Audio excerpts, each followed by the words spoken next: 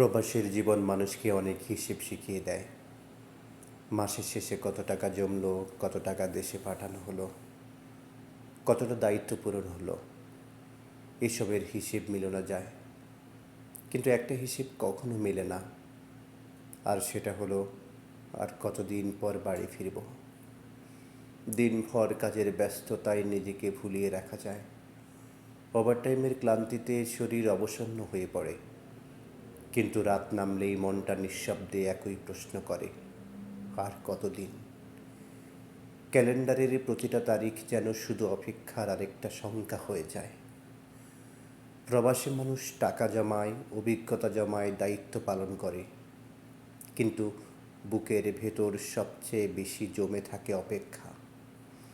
মায়ের মুখ দেখার অপেক্ষা, বাবার সঙ্গে বসে গল্প করার অপেক্ষা, নিজের ঘরের দরজায় দাঁড়ানোর অপেক্ষা।